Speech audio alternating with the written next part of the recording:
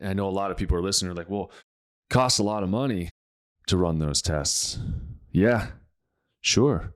If you feel that way, it costs money. There's an energy exchange of it. However, how much money are you going to spend when it comes to cancer treatment? Not just the treatment, but the antidepressants afterwards, the antibiotics you're going to continuously need because you're going to have internal gut infections.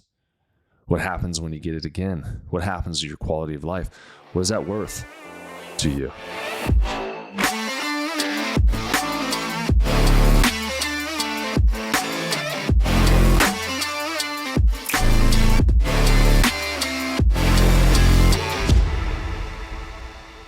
All right, everybody, welcome to another episode of the Jacque Show. I am going to haul off today.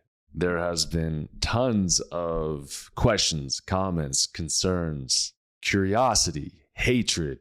There has been so many emotions that have been provoked from my last podcast when I was talking about cancer.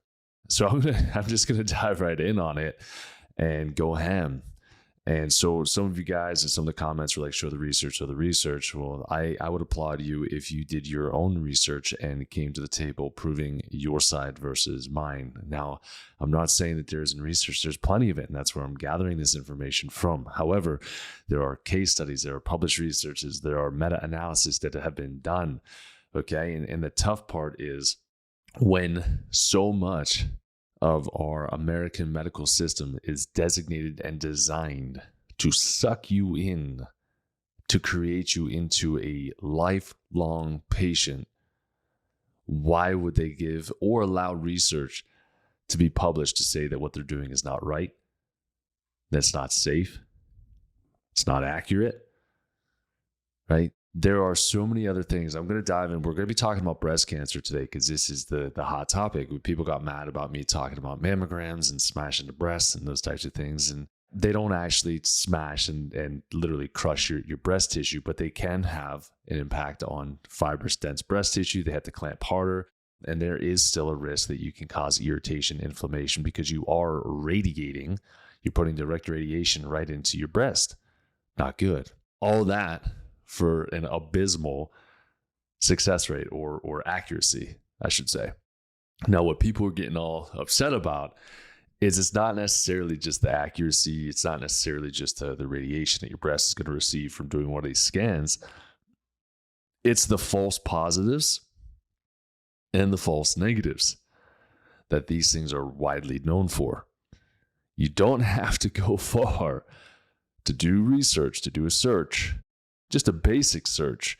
You can go to cancer.com. I pulled some of the stuff from cancer.com and it was saying the same thing. Like, hey, it's still technically considered the gold standard, but it still kind of sucks, right? And what's happening is these doctors are running these types of analyses and they're not being accurate. And then they're telling people that they have breast cancer. And then they're treating them for breast cancer as if they have breast cancer. And our society is so twisted in a way that it's actually happy to have a false positive.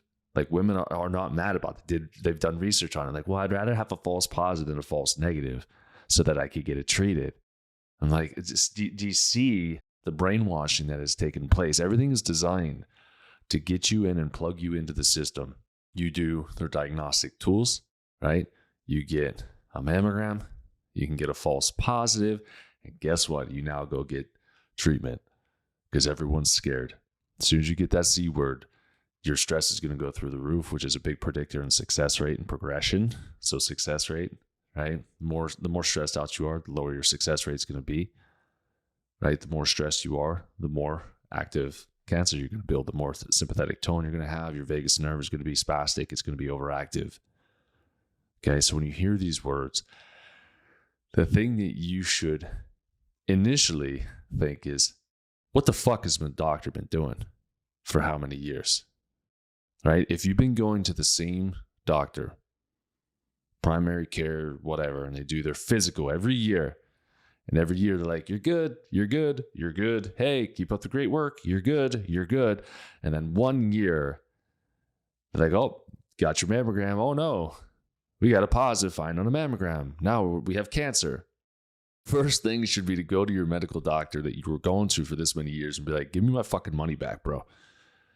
I was paying you to test me to make sure that I was healthy. You misled me into this cancer diagnosis. Why didn't you tell me diet caused cancer? Why didn't you tell me I needed to exercise? Why didn't you tell me this medication would cause this cancer? Why didn't you tell me this?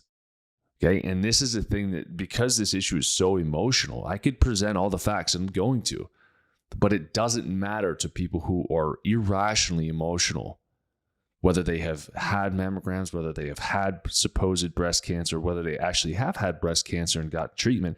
Their body, their minds, they need to be right. So they're going to self-fulfill their own narrative and not allow anybody to tell them they may have been wrong, right? Because they claim that as their identity. It is what they have used to, quote unquote, survive, even though the success rate from cancer treatment is not great.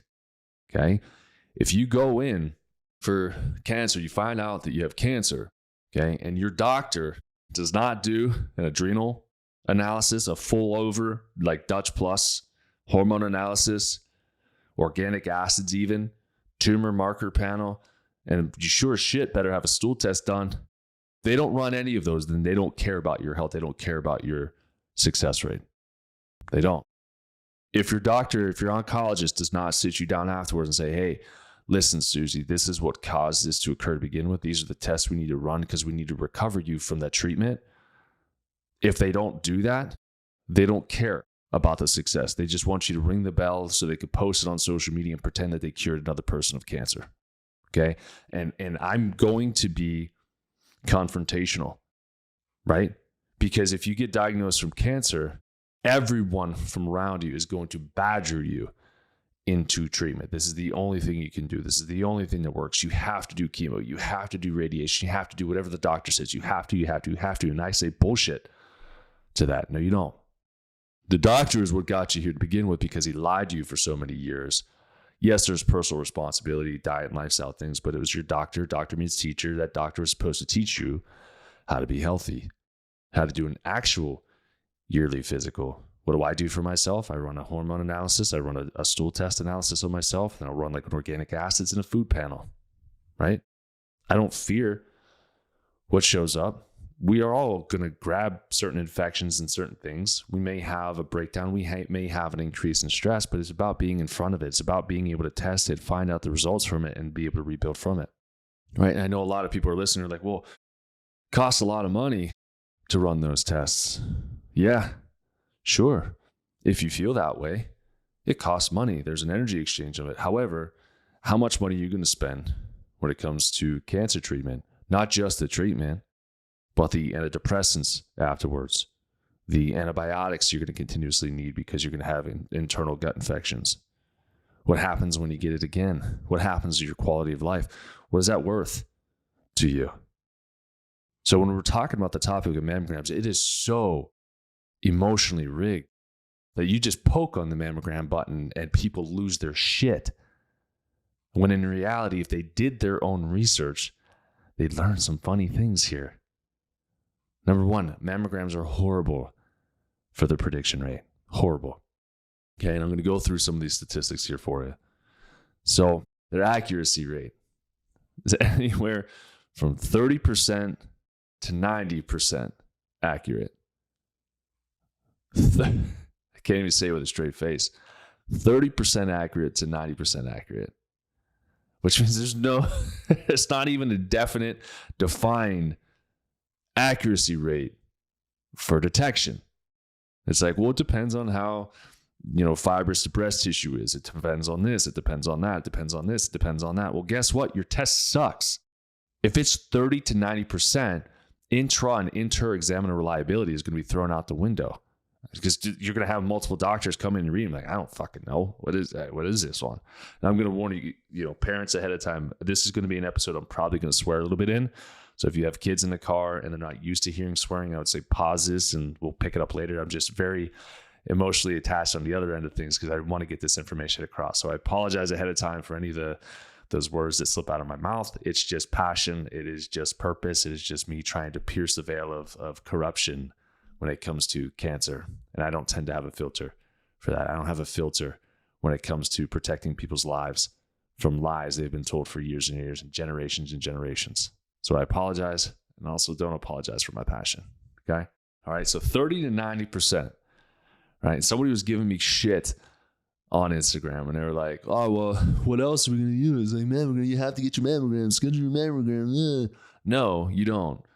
Go get a thermography screening. Go scan them. Get a thermal image. Their accuracy rate is way better. Way better. It's like 80% or above. I can't find it in my notes exactly where I wrote it down at, but you can Google success rates with true positives is what they're measuring. It was like 85% were true positives, or if you had cancer, there was like 85% chance that you were going to get it right. Okay, it's going to tell you where it was. You could do this cool thing with the imaging where you can grayscale it and you can see the exact vascularity, what is there, size of the tumor, those types of things. It's very innovative. Okay, and the sad part is this technology has been around for a long time, since like the 50s. I think it's 50 or 60s. Don't quote me on that in particular. It was down around that time that this information was there. And they pushed it aside for mammograms that were not accurate and still are not accurate. Okay, if you look at Switzerland, I always love what European countries are doing, but Switzerland was looking to abolish mammograms. Okay, it says that the safety and efficacy or effectiveness of mammograms is still uncertain. Okay, and so overdiagnosis, false positives are going to cause harm. So it is an unfavorable swap. So like, no, we don't want mammograms because then people are going to get treated for things that they don't have. Okay, other European countries are trying to ban mammograms as well. And at the very most, saying don't get any mammograms between the ages of 40 and 44. And then after that, it's like every 2 to 3 years or so if you want to, till you're 74. Okay, so other countries, I would say non-corrupt medical system style countries, okay, non-dictatorship style countries, which is what we're fucking dealing with now, are saying get rid of these mammograms, right? They're doing more harm than good. And so it's always hard. And I understand people in the comments are like, well, you got this and I'm going to pull this research out. You got to figure out the conflict of interest. You got to Google the pipeline of where these people are getting paid from. Are they getting paid to say mammograms are good and they work for the medical doctor oncologist, or they work for the company that actually creates the mammograms, right? You got to figure out the pipeline. I understand headlines are easier to read than research. Research can be boring as shit. And oftentimes it is. I've got research right here on my computer. I'm like, man, this is cool. Talking about gut health, but also like, you know, it's boring. It's boring information. You know, it's not something I'm like, man, I can't wait to read more about this. Yes, but also no. I'm sorry. Yeah, this is another stat too. 50% of women screened annually for 10 years in the U.S. will experience a false positive result. And most of these women are going to have a biopsy. So if you haven't listened to my previous podcast, go ahead and find my input on biopsies and how horrible they are for you. Okay, you can have the overdiagnosis and overtreatment of these as well, because you can't tell the difference between just fibrous breast tissue and malignancies as well. Okay, so there's a phenomenon called overdiagnosis, treatment of overdiagnosed cancers and overdiagnosed cases with ductal carcinoma in situ, so DCIS, if you look that up in research. Okay, and the treatment's not needed because it's not a threatening cancer, but they go in and treat it as though it is, which, as we'll talk about, is going to leave your body more inflamed, more toxic than it was previously, and you're going to be a higher likelihood for you to develop cancer, whether it's in the breast or somewhere else in the body, because you threw toxicity into the body, which is a big problem when it comes to cancers, not just breast, but all cancers. Okay. And one of the other things too is with mammograms, and talked about in the previous podcast, but mammograms are going to radiate your breast tissue. So if we have a hyperactive cell growth, right, a malignancy, then we take it and we smash it. I'm going to say smash again, we smash it. And then we go ahead and throw some radiation into it. That's going to cause and spark more cell replication, right? So you're going to have more cancer growth found in the tumor, if there is one in there. So all in all, how mammograms became popular, I have no idea. I don't know anybody who really looks forward to getting their mammogram. I usually tell them stop doing it because it's not going to help you anyways. But people are like, well, insurance covers it, so I'm going to go get a mammogram because thermography screening I have to pay cash. It's like, God dang, like you're willing to save a couple bucks, $100 maybe. Maybe don't eat out for one month. Just save it, put it towards getting a thermography screening. Okay, that way you'll at least have some understanding of what to do.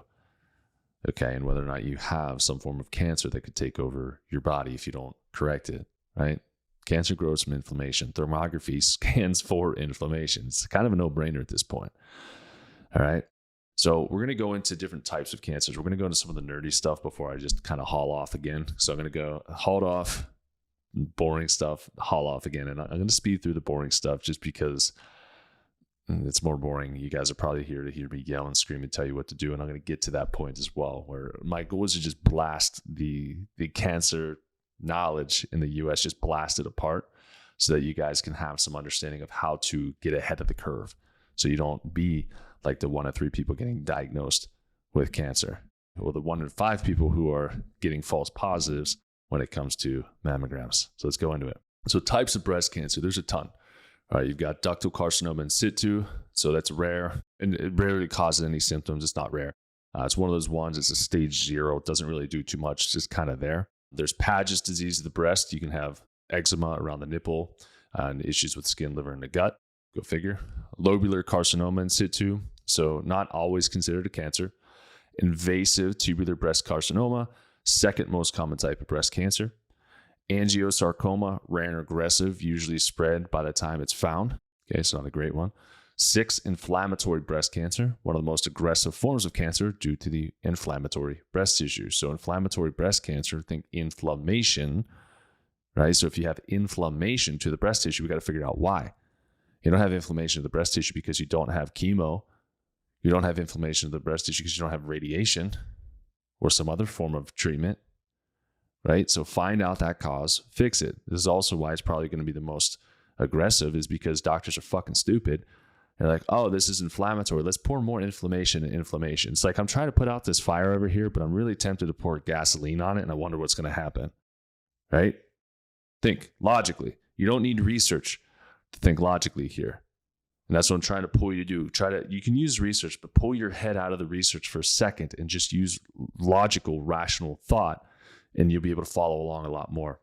Leave all of your previous prejudices against treatments, cancers, what you've been told, what you've seen your friends go through, etc. Because your friends, people that you know, especially young folks, are going to massively justify, hey, the only thing you can do, because there's like a sense of guilt to it, which is another thing that will cause your body to be in a state of dis-ease, operating a sense of guilt.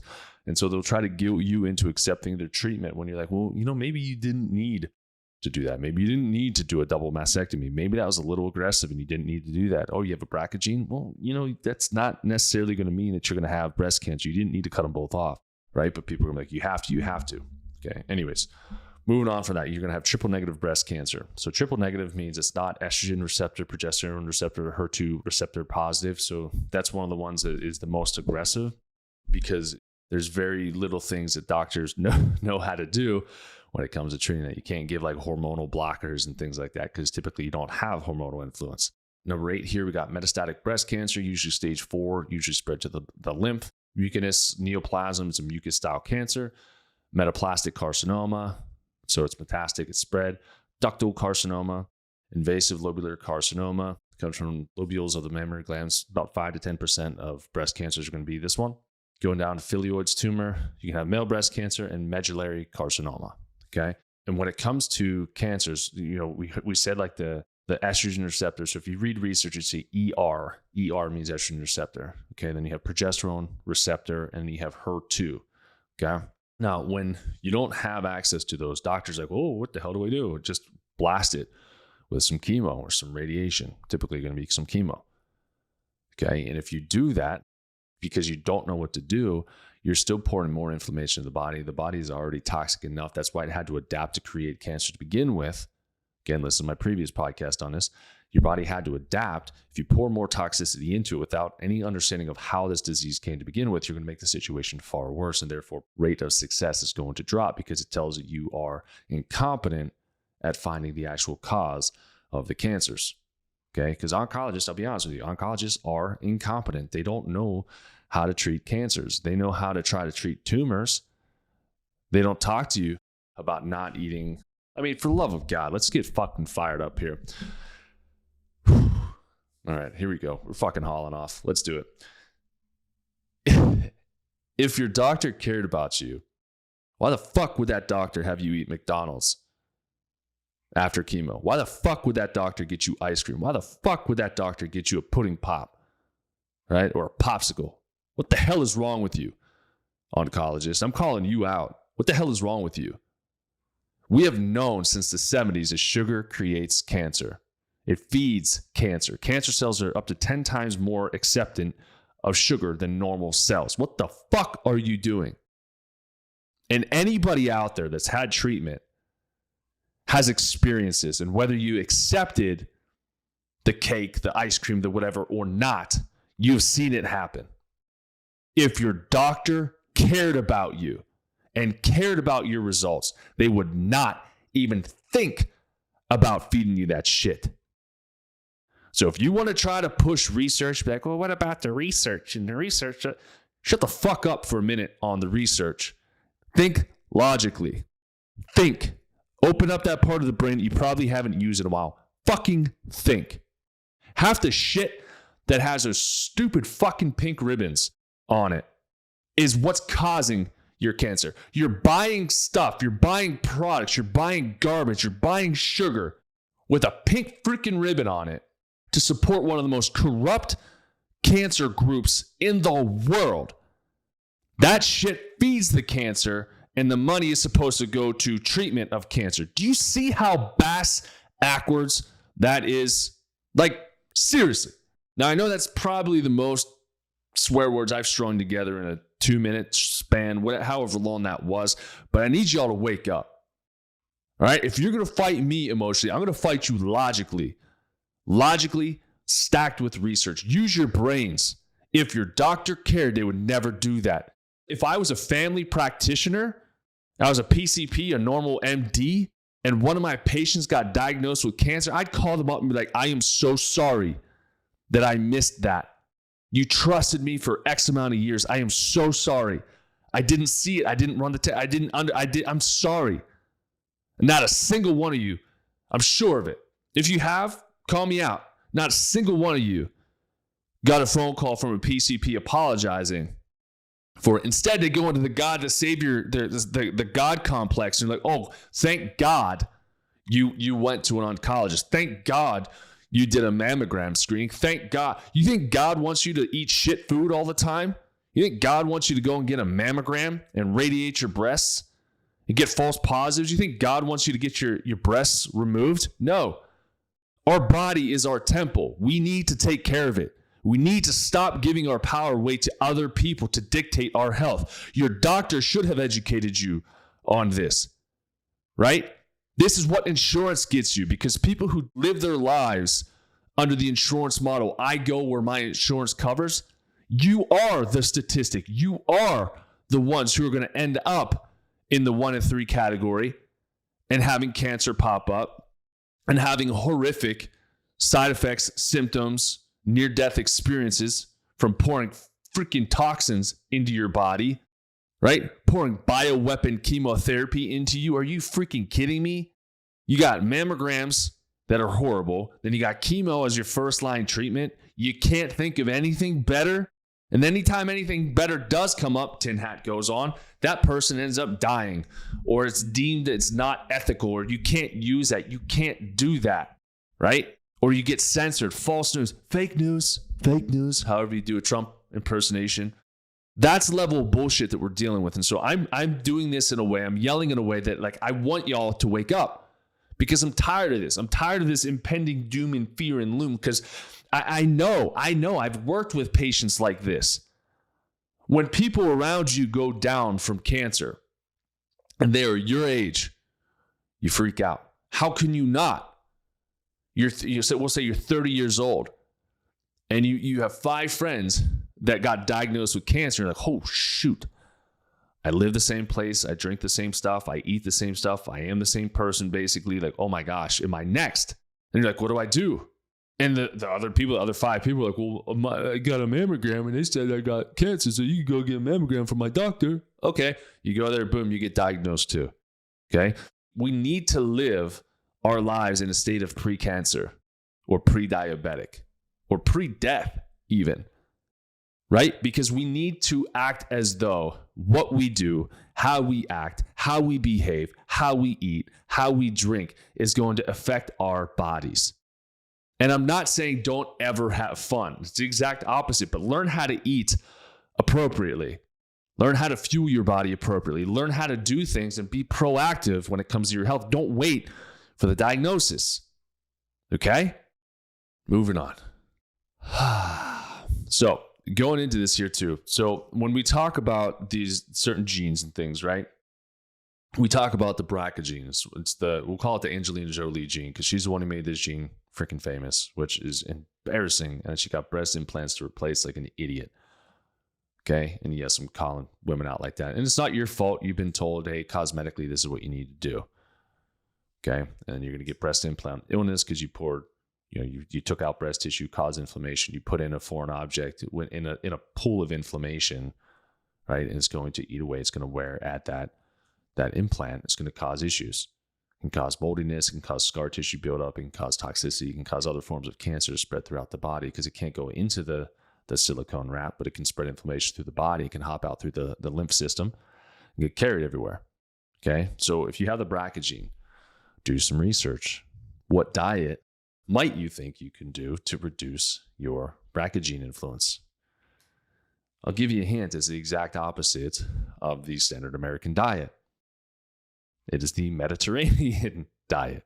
Oh, what's that full of, you ask? High fats. Healthy fats, lean food. You do the Mediterranean diet and you decrease BRCA gene influence. Okay? Good fats, good proteins, exact opposite, right, of the standard American diet. Because why? What does it do? Mediterranean diet is super well known for helping to treat and reduce insulin resistance. Okay, insulin resistance is basically when you have to produce more insulin to handle glucose that you take in from the diet. Okay, your body becomes resistant to the insulin you're producing. Your pancreas becomes burdened from an increased demand, and it can't kick out enough supply. Okay, that's basically insulin resistance. Okay, insulin resistance, you can't manage the glucose you take in as well as you should. Okay, so there's more free floating, more inflammation, that type of thing. Okay, the other thing it's going to do is help with treatment of metabolic syndrome. Okay, another high predictor of mortality in the whole world, not just the country, in the whole world. Okay, so again, when we're stacking, we're like, hey, trust the American medical system that they've lied to you so far, right? They told you BRCA gene, you're going to have breast cancer. That's a lie.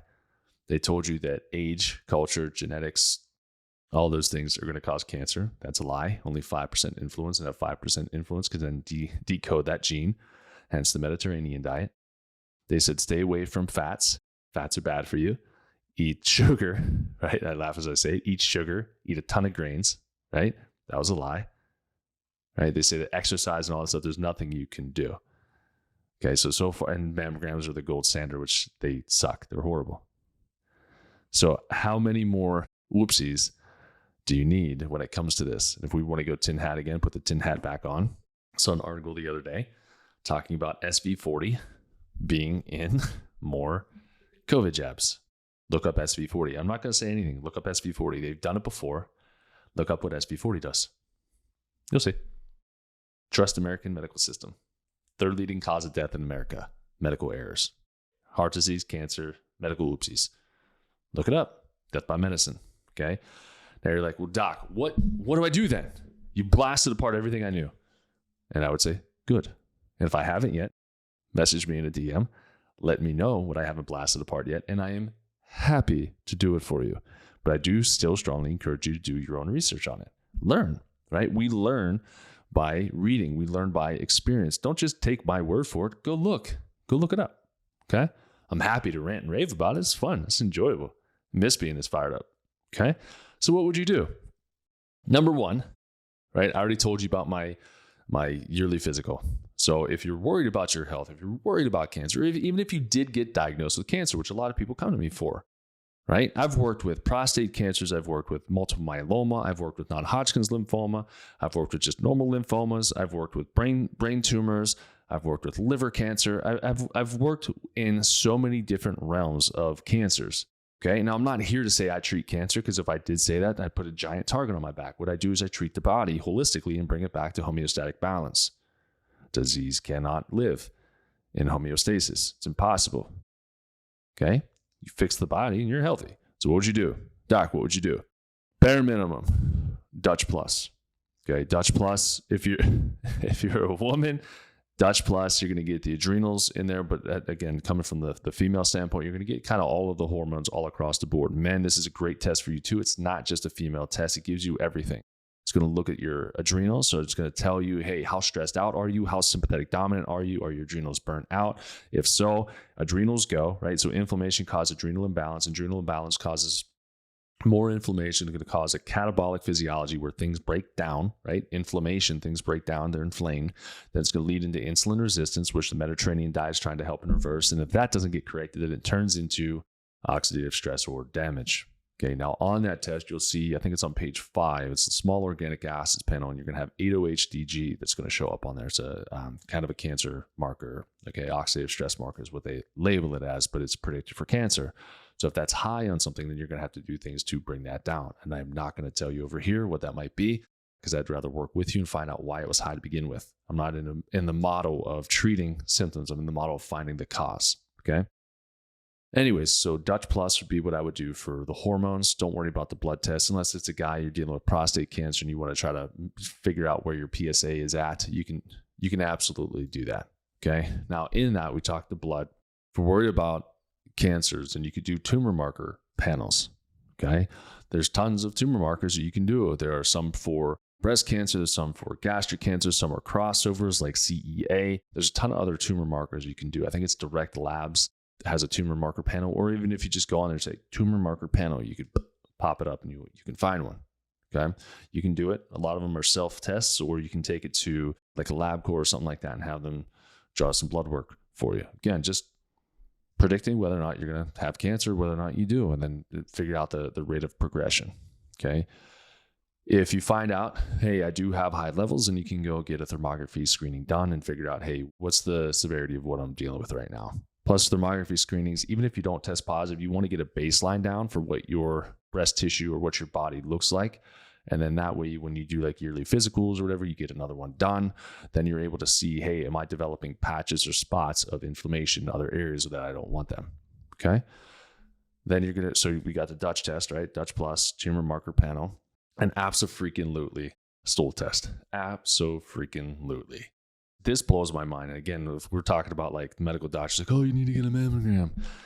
If they cared about you, they'd be caring about what you need to do to correct this, but then to also make sure that, this doesn't happen, or it doesn't happen, or the rate of progression slowed down because you're getting rid of some of the influence. Because say, for example, we have an ER positive, so estrogen receptor positive cancer, and they don't do a Dutch test, and they don't do a stool test like a GI map, right? And they're like, oh, let's just treat it. Let's just freaking haul off on this thing, right?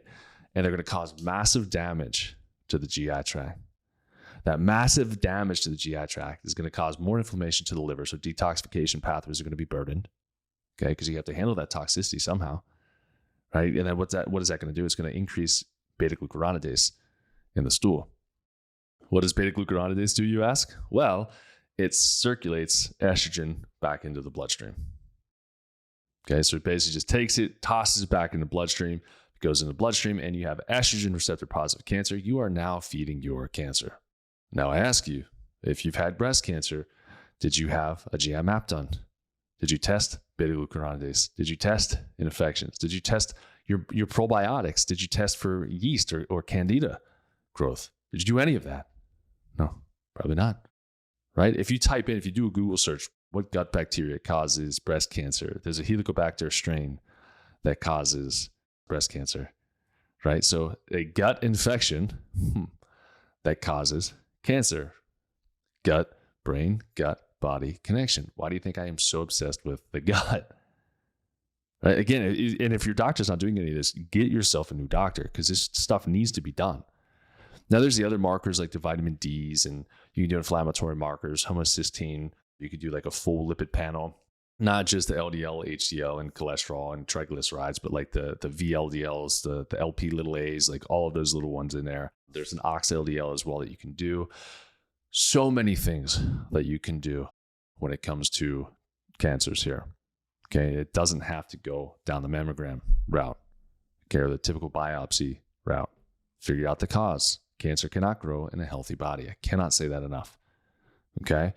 So when we think about this, okay, the uncommonly tested reasons that you have cancer is going to be your diet, so dietary influence, the GI tract, whether you have a screwed up gut to begin with, right? Like an example, I mean, I don't know the exact statistic. I guess I could have looked it up before I popped on here, but the amount of people taking NSAIDs or the amount of people taking antacids, proton pump inhibitors, right? Or just massively destroying the stomach, right? Leaves us susceptible to all diseases, leaves us susceptible to inflammation, blood sugar imbalances, thyroid issues, heart issues, skin issues, appetite issues, which means not enough calories, which means starvation, which can mean harm for the body. Don't get me started on fasting, intermittent fasting. We're not here to talk about that today. Okay, but it's like one thing after another after another. So make sure you're looking at the diet, the GI tract. Okay, if you've had treatment done, absolutely get a GI map. Pop into my store and get a GI map. Okay, because you're going to need to know what your gut looks like. I had a patient with non-Hodgkin's lymphoma, and we did a stool test after she did her treatment. It wasn't great. It wasn't a great stool test. Candida overgrowth, some other things that were overgrown in there that we had to work on eliminating, and she recovered beautifully. She's been a year free, cancer free, and she feels absolutely fantastic. Almost to a fault where there's like no limitation. She has too much energy and she gets too tired because she just goes and goes and goes. Okay. The nervous system is going to be another aspect of this too. Whether you're sympathetic dominant or parasympathetic dominant, it's going to have different cancers that are going to go with it. Now, Dr. Nicholas Gonzalez, you can get his book. It's basically how to eat for your nervous system type. Certain cancers grow in certain dominances. So, for example, breast cancer, prostate cancer, like solid tumor cancers are typically going to be resultant of sympathetic dominance. So too stressed out. Okay. And then when you have immune cancers, lymphomas and things, those types of things are going to be more of a parasympathetic dominant style cancer. So if it's parasympathetic dominant, then you feed them red meat. Yes, you feed them red meat. Try to stay away from the veggies and things. Yes, feed veggies, but like not in excess. So a vegetarian diet, plant-based diet for those cancers are horrible for you. So juicing, not good. Okay. And then if you have the sympathetic dominant cancers, right, then your plant-based diets can help. Actual plant-based, more vegetarian. Don't get stuck with the impossible meats and all that soy shit. Okay. So diet has a huge portion of this. Nervous system is going to be dependent on the diets and biotoxin, which nobody's really ever talking about. Okay. Do you have mold toxicity? If you do, great, you're building cancer. If you have heavy metals, great, you're building cancer. Get them out of the body. Test it, get them out. If you're in that environment, get out of that environment because you're building cancer. Okay. And pretty aggressive. I mean, you look up mycotoxins and cancer growth, like it's pretty aggressive. Okay. And looking for those infections. So GI testing for infections. So in conclusion, when it comes to cancers, or in particular breast cancer, we spent a lot of time on that today. The same concepts, the same truths, the same myths, beliefs, whatever, everything is the same when it comes to cancer. When you fully understand where and what cancer truly is an adaptation of the body to keep you alive. Okay, it's all it is. At the core of it all, trying to keep you alive. Does it suck? Yeah. But at the end of the day, it's trying to do what it can to keep you alive for a couple of days, weeks, months, years. Right? Cancer also doesn't develop overnight. It takes years and years and years of neglect. Depending on what research you read, anywhere from 7 to 14 or 7 to 15 years of creation. I wonder why it takes that long. Is it because the genes are sleepy and they're just waking up? No. It's because it's years and years and years of toxic accumulation, toxic stress, toxic infections, biotoxins, lack of sleep, medications, vaccinations, lockdown stress, fear. All of this stuff is like this perfect witch's brew to brew cancer. The sooner you can unplug yourself from the standard American model, the sooner you will be able to heal. And I firmly stand by that. The current medical model is failing us and has been failing us consistently for years and years and years. You would never go back to an automaker who is like, oh yeah, our cars are the third leading cause of death in the country. Right? You wouldn't be like, oh, sweet, sign me up. Sounds like a good deal. My insurance will pay for this car, so this will be nice, right? No, it's a third leading cause of death. You're not going to be like, cool, yes, sign me up. Yeah, I'm totally cool with going with somebody who could potentially kill me, and I won't know, right? Like what the brake line's cut. I won't know until I go and I try to hit it and I go into traffic and die. It's third leading cause of death. But you wouldn't do that with a car manufacturer, right? But you'll do that with your body. You'll do that with medical doctors. It doesn't make any sense. When you think logically, it doesn't make any sense. These guys have lost our trust more now than ever. I mean, through COVID and all that bullshit that took place, and you need to do this, you need to do that. Now we have this freaking jab that causes myocarditis. We're having athletes drop on the field. We're having a laughable amount of people dying that are healthy. And by laughable, I'm not saying I'm laughing at it. It's like, holy shit. Like, how do we not draw a public eye there? Okay, I'm seeing more people drop dead of heart attacks than ever. I'm seeing people have heart attacks in the gym, relatively quote unquote healthy people having heart attacks. What happened? You got a jab.